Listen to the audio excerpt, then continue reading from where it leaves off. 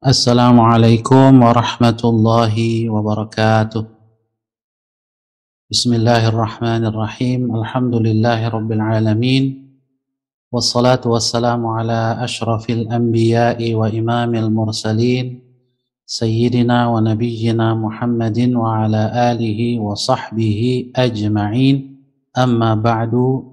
Subhanaka la ilma lana إلا ما علمتنا إنك أنت العليم الحكيم اللهم علمنا ما ينفعنا وانفعنا بما علمتنا وزدنا علما وفقها في الدين يا رب العالمين. Bapak Ibu, saudara-saudari, para peserta ngaji online Kitab Riyadhus Shalihin yang dirahmati Allah Subhanahu wa taala, insyaallah pada malam hari ini kita akan memasuki hadis yang ke-136 atau hadis yang ke-20 dari bab penjelasan tentang banyaknya jalan menuju kebaikan. Qala al-Imam an-Nawawi rahimahullahu taala wa nafa'ana bihi wa bi'ulumihi fid dharain.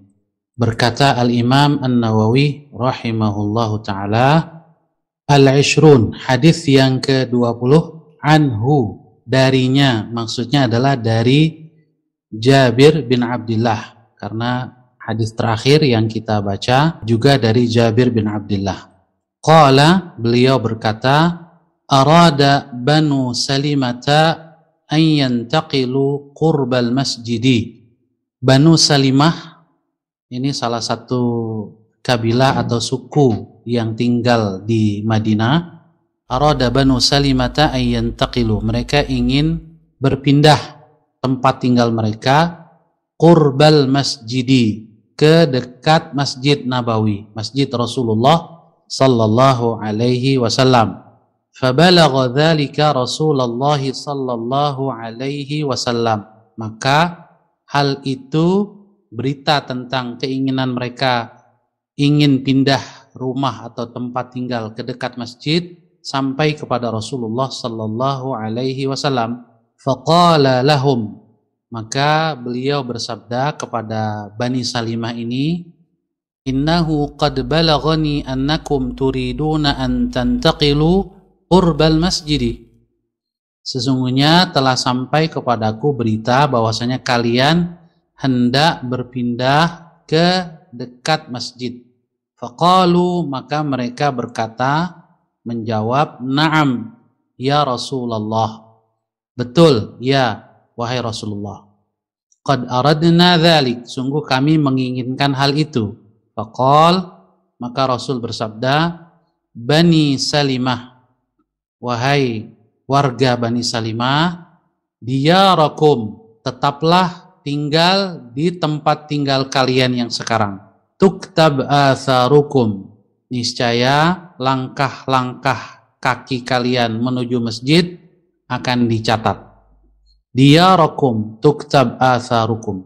Dua kali Rasul bersabda demikian, tetaplah tinggal di tempat kalian sekarang, niscaya langkah-langkah kalian ke masjid akan dicatat oleh Allah Subhanahu wa taala. Hadis ini rawahu Muslim, diriwayatkan oleh Al-Imam Muslim. Kemudian Al-Imam An-Nawawi rahimahullahu ta'ala menambahkan riwayat lain masih dari Imam Muslim. Wa fi riwayatin inna bi kulli khatwatin darajah. Sesungguhnya dengan setiap langkah ada derajat, ada tingkatan di surga. Kemudian Al-Imam An-Nawawi juga menambahkan lagi, rawahul Bukhariyu aidan bima'nahu min riwayati Anasin radhiyallahu anhu. Al-Imam Al-Bukhari juga meriwayatkan hadis yang semakna dari sahabat Rasul Anas bin Malik radhiyallahu anhu. Jadi kalau riwayat Muslim ini dari Jabir bin Abdullah. Kemudian Al-Imam An-Nawawi juga menambahkan penjelasan, wa Banu Salimata bikasril lam, dengan huruf lam yang kasroh. Jadi Salimah bukan Salamah. Qabilatun ma'rufatun minal ansari radhiyallahu anhum, adalah nama kabilah yang terkenal, cukup ma'ruf, terkenal dari kalangan Ansor, sahabat Rasul yang tinggal di kota Madinah. Radhiyallahu anhum, semoga Allah meridhai mereka. Kemudian kata Imam Nawawi, wa atharuhum, yang dimaksud dengan athar mereka adalah khutahum, langkah-langkah kaki mereka. Bapak Ibu saudara-saudari yang dirahmati Allah Subhanahu wa taala, dari hadis tadi ada beberapa penjelasan kosakata yang disebutkan di dalamnya. Bayanu mufradatil hadis, penjelasan tentang beberapa kosakata di dalam hadis. Yang pertama, di dalam hadis tadi Rasulullah SAW bersabda diyarakum dengan ro yang fathah. Ini secara bahasa dalam ilmu nahu namanya mansub.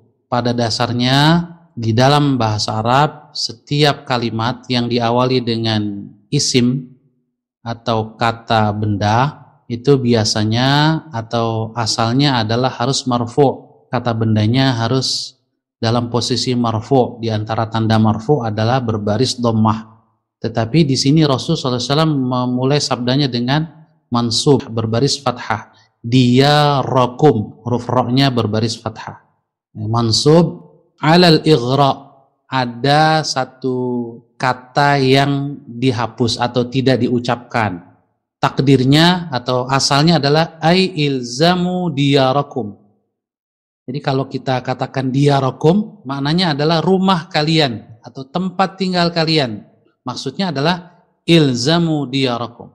Tetaplah tinggal di tempat tinggal kalian. Wabqau fiha.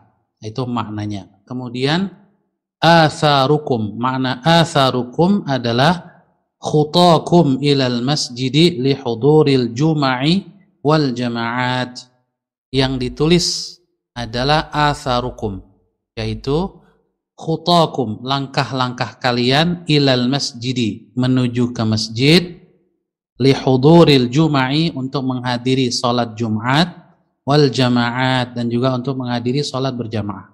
Itu semua dicatat oleh Allah Subhanahu wa taala.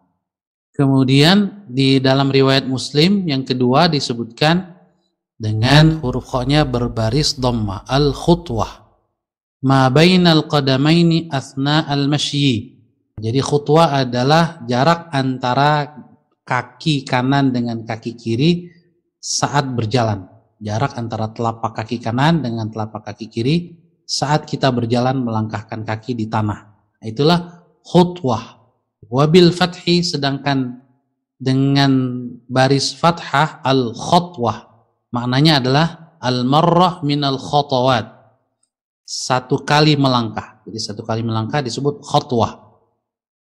Faedah hadis ini, yang pertama, annal ajra ala qadri ma yabdhuluhu al-mukallafu min juhdin yahtaju ilaihi al-amalu duna an yatakallafa ziyadata hadzal juhdi au takhfifahu. Bahwasanya pahala atau balasan di sisi Allah Subhanahu wa taala itu sesuai dengan kadar upaya yang dikerahkan oleh seorang mukallaf, seorang muslim atau muslimah yang telah balik dan berakal sehat. Tapi usaha yang kita kerahkan itu adalah sebatas yahtaju ilaihil amal, yang diperlukan di dalam melakukan amal. Duna an yatakallaf, tanpa melakukan usaha berlebihan, memaksakan diri secara berlebihan, baik dengan menambah usaha atau mengurangi usaha. Itu tidak benar. Contohnya apa? Kalau ke masjid, kalau memang rumahnya dekat dari masjid misalnya, ya jalan melalui jalan biasa saja, tidak perlu kemudian memaksakan diri supaya dapat pahala. Saya muter dulu ke tempat yang jauh gitu misalnya, berkali-kali supaya langkahnya banyak. Enggak demikian. Itu namanya takalluh, berlebihan, memaksakan diri. Jadi tetap balasan itu oleh Allah Subhanahu wa taala diberikan dalam konteks usaha yang normal, yang memang keadaannya demikian, tidak direkayasa. Kemudian juga seandainya memang rumahnya jauh, juga bersabar, berusaha tetap untuk sholat berjamaah di masjid, terutama ya kepada kaum laki-laki muslimin ini. Karena setiap langkah yang kita ayunkan menuju masjid itu dicatat oleh Allah Subhanahu wa taala. Seperti yang dilakukan oleh kaum Bani Salimah ketika mereka ingin pindah, Rasulullah SAW melarangnya. Kemudian al-hathu ala salatil jama'ati fil masjidi walau kana yaskunu ba'idan anhu. Yang kedua, faedah hadis ini motivasi untuk kita melaksanakan salat berjamaah di masjid walau kana yaskunu ba'idan anhu, meskipun lokasi rumah kita relatif jauh dari masjid. Nah, tentu saja kalau bisa ditempuh dengan berjalan kaki dan tidak terlambat untuk melakukan sholat berjamaah, bisa berjalan kaki. Tapi kalau memang relatif jauh dan sulit untuk sampai ke masjid tanpa terlambat, maka boleh saja menggunakan bantuan kendaraan. Kemudian faedah yang ketiga, adamut tadyiqi 'alan nasi fi marafiqihim al-'ammah kal masajidi wa nahwiha. Di dalam hadis ini terdapat juga tersirat arahan bahwasanya Islam tidak menganjurkan untuk berdesak-desakan dalam tempat tinggal terlalu kumuh gitu ya, terlalu padat, meskipun dengan alasan supaya dekat dengan masjid. Sehingga supaya dekat dengan masjid akhirnya berbondong-bondong orang berpindah ke lokasi yang dekat masjid sehingga menjadi terlalu padat. Ini juga tidak baik. Fa innahu sallallahu alaihi wasallam lam ya'dhan lahum hatta la yaqtadi bihimun nas. Oleh karena itu dalam hadis tadi Rasulullah sallallahu alaihi wasallam melarang Bani Salimah untuk pindah ke dekat Masjid Nabawi supaya jangan sampai yang lain nanti juga ikut-ikutan. Akhirnya terjadi perpindahan secara besar-besaran ke dekat Masjid Nabawi dan meninggalkan tempat tinggal atau asal tempat tinggal mereka. Nah, ini tidak baik. Wa yudayyiqu 'alal muslimina fi masjidihimun nabawi, sehingga sekitar masjid menjadi terlalu padat. Nah, kemudian ditegaskan lagi di poin berikutnya, warawal Bukhari an Anasin. Al-Imam Al-Bukhari di dalam sahihnya meriwayatkan dari sahabat Rasul Anas bin Malik, di mana Anas bin Malik meriwayatkan ini ada kekeliruan, harusnya banu bukan bani, setelah nun adalah huruf wawu. Arada banu Salimata an yatahawwalu ila qurbil masjidi, ingin pindah ke dekat masjid. Fakariha Rasulullah sallallahu alaihi wasallam an tu'ral madinatu. Tetapi Rasul sallallahu alaihi wasallam tidak suka hal itu terjadi. Kenapa? Karena dapat mengakibatkan kota Madinah ini menjadi sebagian perbatasannya kosong. Tidak ada kaum muslimin di pinggir-pinggir kota Madinah yang bertempat tinggal di sana. Dan ini dari sisi keamanan, apalagi pada saat itu Madinah masih dalam perjuangan mempertahankan eksistensinya dari serangan kaum Quraisy Mekah, dan juga bahaya yang mengancam Madinah dari pihak musuh-musuh yang lain. Oleh karena itu, kalau Bani Salimah yang tinggal di pinggir kota Madinah dengan alasan ingin dekat dengan Masjid Nabawi, lalu mereka berbondong-bondong pindah, ini menyebabkan nanti wilayah yang mereka tempati semula itu menjadi kosong, dan itu dari sisi keamanan berbahaya, ya, membahayakan. Sebab di antara yang dianjurkan oleh Rasulullah Sallallahu Alaihi Wasallam adalah ar-ribat, yang sudah juga sempat kita singgung pada hadis sebelumnya, yaitu menjaga perbatasan wilayah kaum muslimin. Dalam hal ini Madinah, di perbatasannya perlu ada yang menjaganya, yang mengetahui siapa saja yang masuk ke dalam kota Madinah. Jadi alasan Rasulullah Sallallahu Alaihi Wasallam melarang Banu Salimah untuk pindah ke dekat Masjid Nabawi tidak hanya ditinjau dari aspek spiritual, bahwa langkah kaki mereka ke masjid itu bisa memperbanyak nilai di sisi Allah Subhanahu wa taala, tetapi juga dengan pertimbangan aspek keamanan, di mana Anas bin Malik menyebutkan bahwa fakariha Rasulullah sallallahu alaihi wasallam an tu'ra al-Madinah. Rasul tidak suka wilayah-wilayah tertentu dari kota Madinah menjadi kosong, tidak berpenghuni lagi. Kalau dibiarkan Banu Salimah, disetujui mereka pindah, nanti yang lain juga bakalan ngikut. Begitu juga bisa jadi dengan alasan-alasan ekonomi dan lain-lain. Dengan terpencarnya penduduk, maka aktivitas ekonomi bisa berjalan lebih baik daripada berkumpul di satu tempat. Selanjutnya kita masuk ke hadis yang ke-21. An Abil Munziri Ubay ibn Ka'b radhiyallahu anhu qala, dari Abu Al-Munzir. Ini kunyahnya, nama beliau adalah Ubay bin Ka'ab. Semoga Allah meridhoinya. Qala, beliau berkata, kana rajulun la a'lamu rajulan ab'ada minal masjidi minhu. Ada seorang laki-laki yang saya tidak tahu, kata Ubay, saya tidak tahu ada orang lain yang lebih jauh tempat tinggalnya dari masjid selain dia. Jadi sepengetahuan Ubay bin Ka'ab, orang ini adalah orang yang rumahnya paling jauh dari masjid, Masjid Nabawi maksudnya.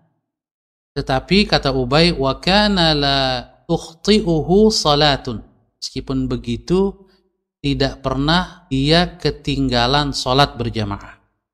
Faqila lahu au faqultu lahu, maka ditanyakan kepadanya, atau perawi menyebutkan faqultu lahu, Ubay bin Ka'ab sendiri yang bertanya kepada orang tersebut.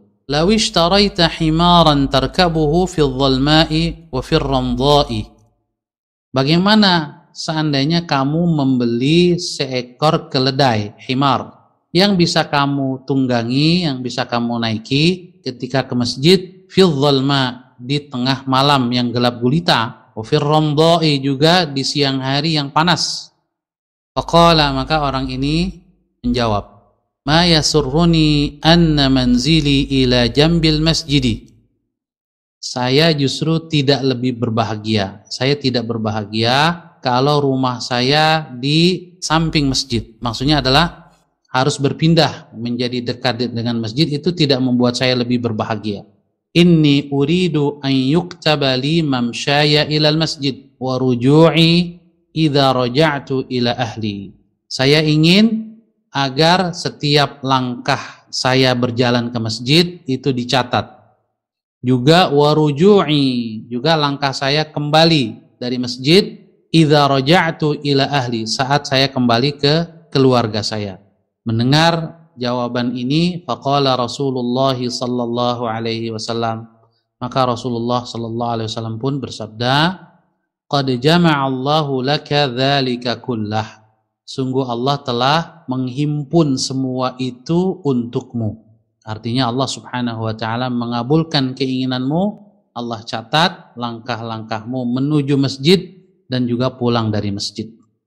Rawahu Muslim. Hadis ini diriwayatkan oleh Al-Imam Muslim. Wa fi riwayatin, dalam riwayat lain, Rasul bersabda, innalaka mahtasabta. Sesungguhnya bagimu apa yang kamu harapkan dari Allah subhanahu wa ta'ala. Semata-mata yang kamu harapkan dari Allah, itulah yang akan kamu peroleh. Lalu Al-Imam An-Nawawi menambahkan sedikit arti sebuah kata, yaitu ar-ramdha. Ini maksud dengan ar-ramdha'u al-ardul lati asabaha al-harrus syadid, yaitu wilayah atau tanah yang ditimpa oleh terik matahari sehingga menjadi panas terik, panas sekali. Dan kita bisa membayangkan situasi di sana, ya, di padang pasir, kalau sudah musim panas, betul-betul panas sekali. Dan kita bisa membayangkan perjalanan menuju masjid dalam situasi seperti itu. Oleh karena itu nilainya di sisi Allah subhanahu wa ta'ala sangat besar. Sebelum kita masuk kepada penjelasan makna dan faidah hadis, kita lihat sejenak profil singkat sahabat yang meriwayatkan hadis ini. Tarjamatus sahabiyyi rawil hadis, yaitu Ubay bin Ka'ab radhiyallahu anhu. Beliau adalah Abul Munzir. Kunyahnya Abu Al-Munzir. Ini kunyah yang diberikan oleh Rasulullah sallallahu alaihi wasallam. Wa kannahu Umar Abat Tufail. Tetapi Umar bin Khattab sering juga memanggil Ubay bin Ka'ab ini dengan kunyah yang lain, yaitu Abu At-Tufail, Abu Tufail. Nah, baik Munzir maupun Tufail ini adalah anak dari Ubay bin Ka'ab. Ini nama beliau Ubay bin Ka'ab bin Qais bin Ubaid bin Abdi Yazid bin Muawiyah bin Amr bin Malik bin An-Najjar Al-Ansari Al-Khazraji. Jadi beliau adalah sahabat Ansar dari suku Khazraj. Ada dua suku besar yang ada di Madinah yang kemudian masuk Islam menjadi sahabat Rasul, yaitu suku Aus dan suku Khazraj.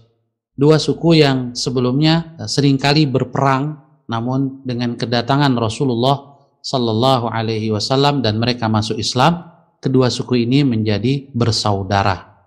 Ubay bin Ka'ab ini dari suku Khazraj.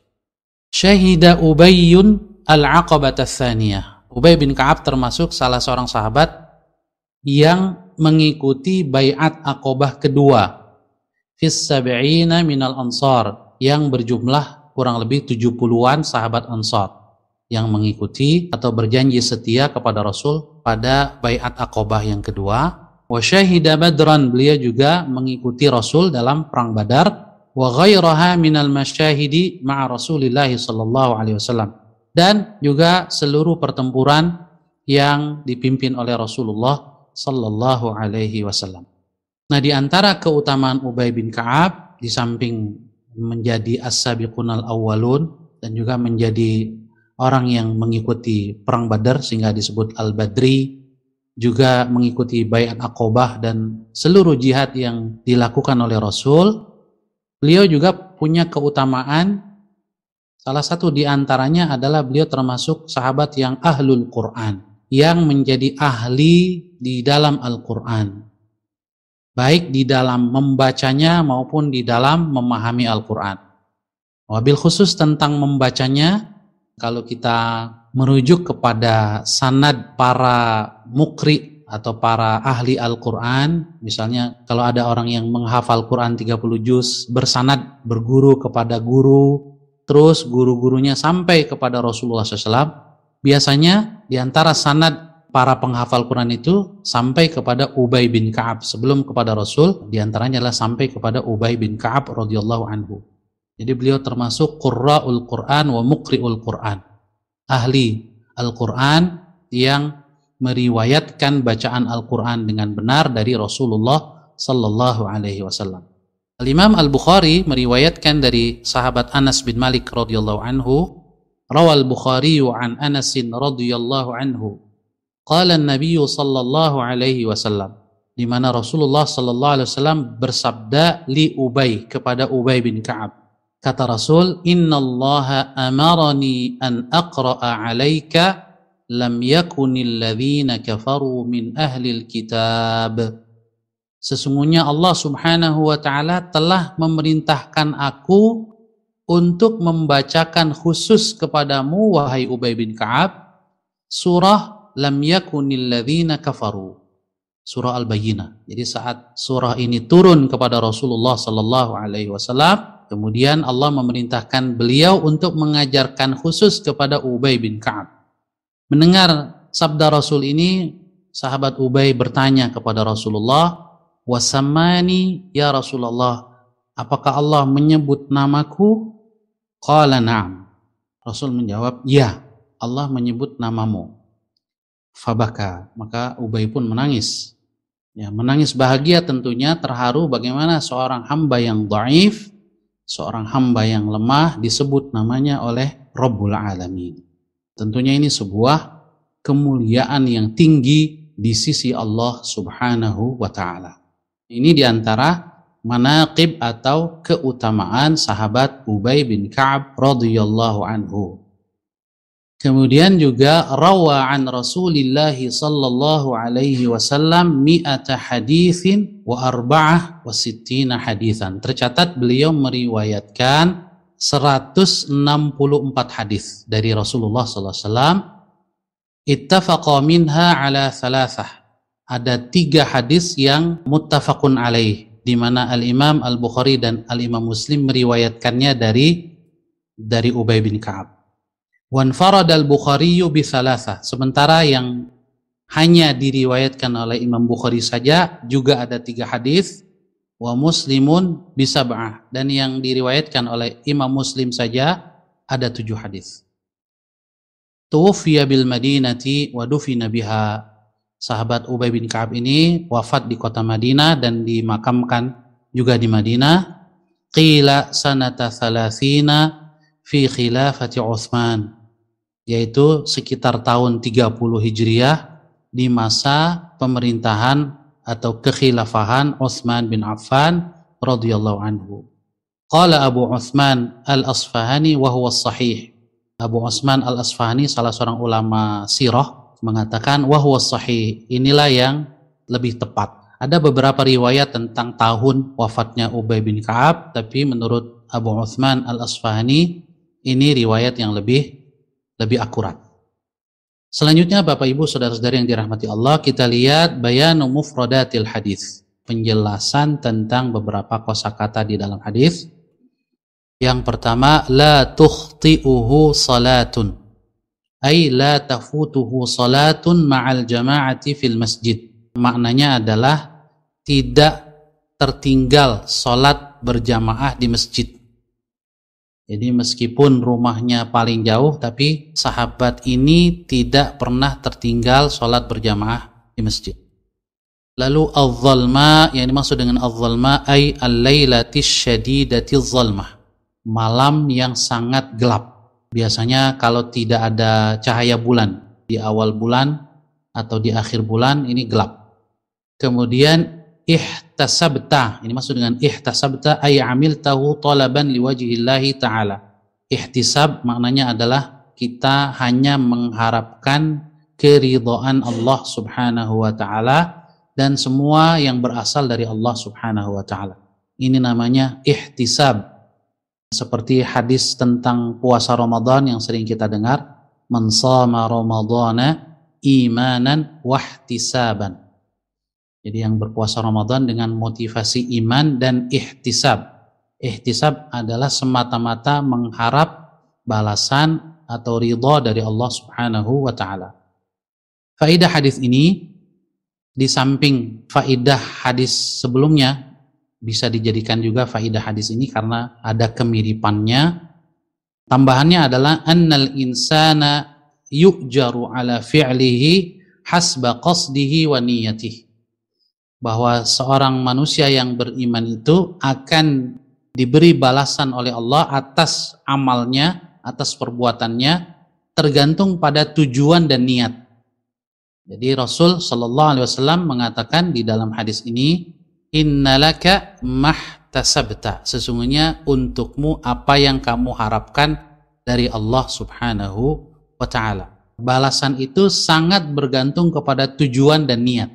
Oleh karena itu, marilah kita selalu menjaga tujuan mulia kita dalam setiap beramal dan juga niat kita. Nah, di sini penulis kitab Nuzhatul Muttaqin menyebutkan 2 istilah, al-qasdu dan an-niyah. Al-qasdu itu tujuan secara umum, niat itu lebih spesifik, biasanya niat terkait dengan amal tertentu dan dia dipasang di dalam hati saat memulai beramal. Kalau tujuan itu lebih umum, bisa dimantapkan sebelum kita melakukan amal. Tapi kalau niat itu biasanya disebut niat kalau dia diiringi dengan awal mula beramal atau awal mula amal diiringi dengan niat. Terakhir di malam hari ini kita masuk ke hadis yang ketiga atau hadis ke-138 atau hadis ke-22 pada bab penjelasan tentang banyaknya jalan menuju kebaikan. Ats-tsani wal 'ishrun. Hadis ke-22, an Abi Muhammad Abdullah bin Amr ibn al-As radhiyallahu anhuma. Dari Abu Muhammad, yaitu Abdullah bin Amr bin Al-As, semoga Allah meridhoinya. Qala, beliau berkata, qala Rasulullah sallallahu alaihi wasallam, telah bersabda Rasulullah sallallahu alaihi wasallam, arba'una khaslatun, ada 40 amal atau 40 perbuatan, a'laha manihatul anzi. Dari 40 perbuatan ini, yang paling tinggi adalah memberikan manihatul anzi. Apa itu manihatul anzi? Nanti kita lihat. Jadi yang 39 di bawahnya.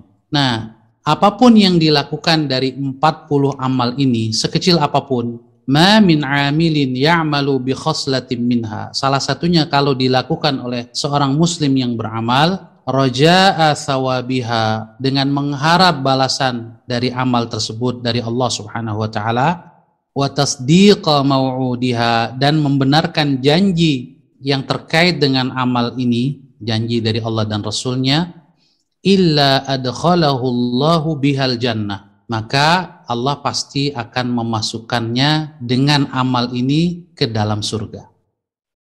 Rawahul Bukhari. Hadis ini diriwayatkan oleh Al-Imam Al-Bukhari.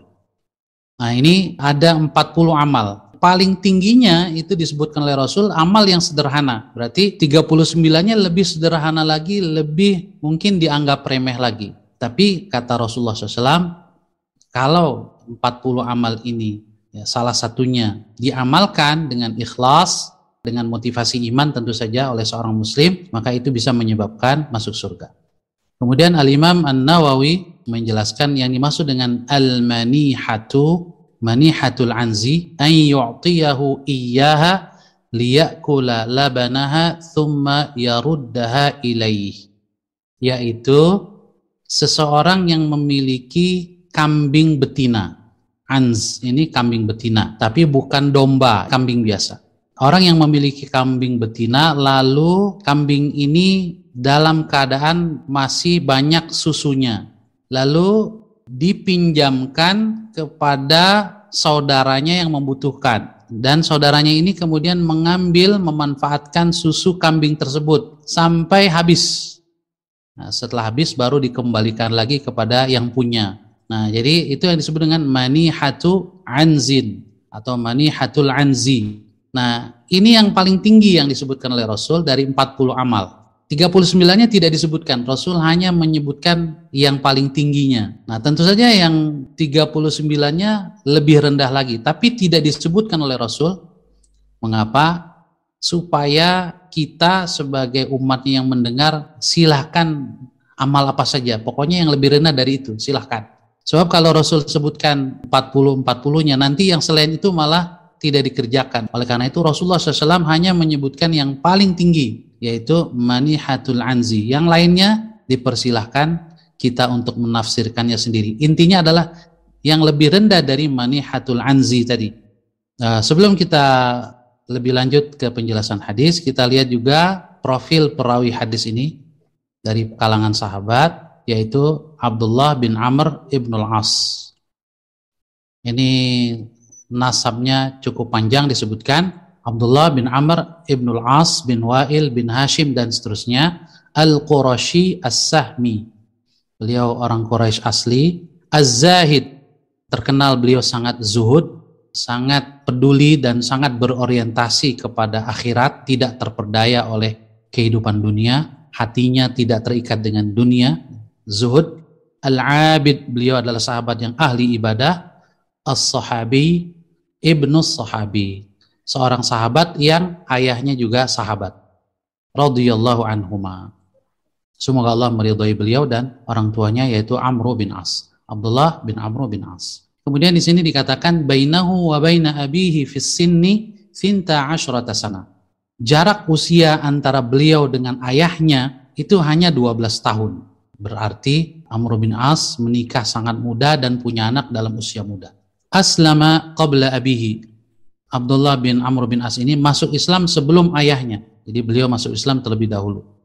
Wa kana katsiral ilmi mujtahidan fil ibadati tallaan lil Qur'an. Beliau sangat banyak ilmunya, salah satu ulama di kalangan sahabat, mujtahidan, sangat bersungguh-sungguh di dalam beribadah, fil ibadah, tallaan lil Qur'an, dan beliau juga orang yang sangat sering membaca Al-Quran. Diriwayatkan beliau bisa menghatamkan Quran kurang dari 3 hari, dan itu rutin beliau lakukan. Cuma Rasul SAW tidak menganjurkannya. Wa kana aktsaran nasi akhdhan lil hadithi wal ilm. termasuk sahabat Rasul yang paling banyak meriwayatkan hadis, memperoleh hadis dari Rasulullah sallallahu alaihi wasallam dan ilmu dari beliau. Sabata fi sahih, disebutkan di dalam Sahih Bukhari, an Abi Hurairah, dari Abu Hurairah. Qala, Abu Hurairah berkata, "Ma kana ahadun aktsara haditsan an Rasulillah sallallahu alaihi wasallam minni illa Abdullah bin Amr." Kata Abu Hurairah, setahu saya tidak ada sahabat Rasul yang lebih banyak riwayat hadisnya daripada saya, kecuali Abdullah bin Amr bin As, dia lebih banyak dari saya.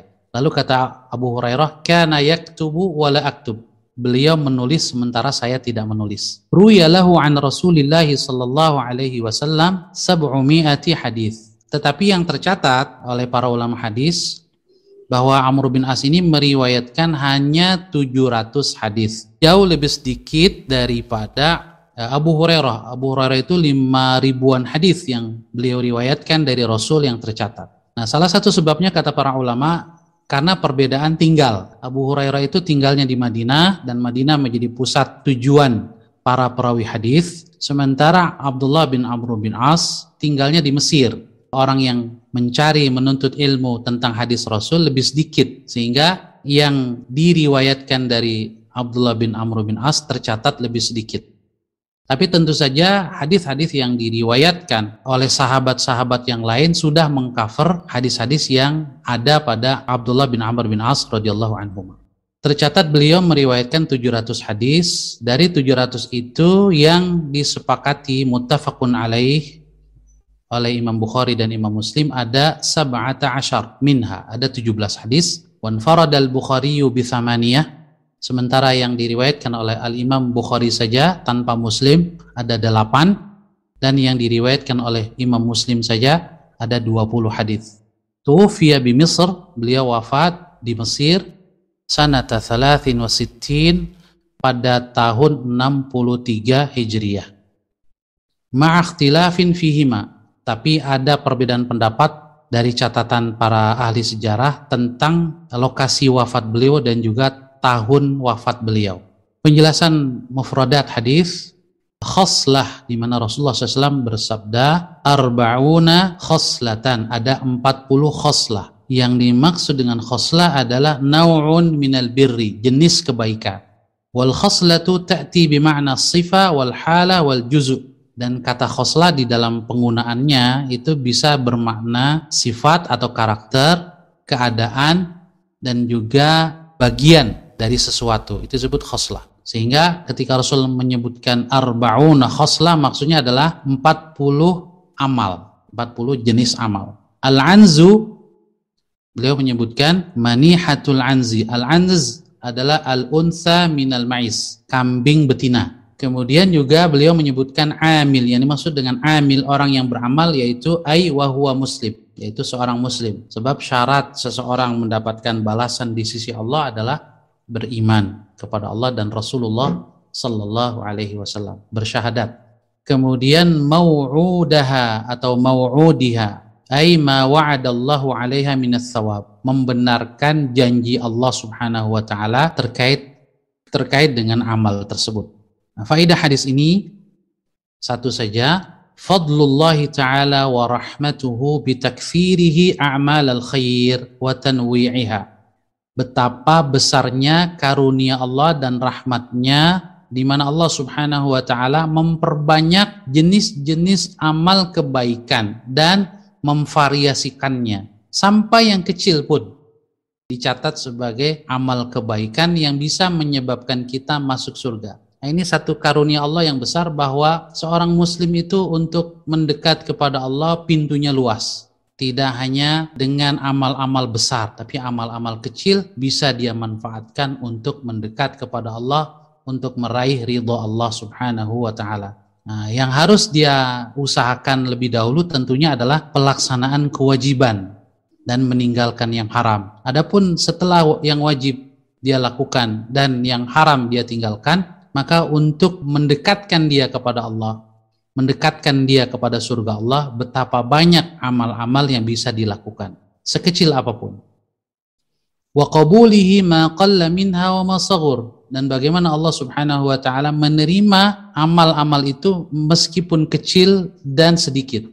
Kamani hatil anzi, dalam hadis ini beliau mencontohkan yang paling tinggi saja. Yang paling tinggi itu adalah manihatul anzi, meminjamkan ternak yang ada susunya, yang masih mengeluarkan susu, lalu susunya dimanfaatkan oleh yang dipinjamkan, lalu dikembalikan lagi. Maka meminjamkan itu pahalanya besar. Nah, mungkin bagi kita sekarang tidak ada ternak atau nggak punya ternak, mungkin kendaraan. Jadi kalau kita punya mobil, silakan pakai mobil saya, bensinnya silakan pakai ke tetangga yang memerlukan.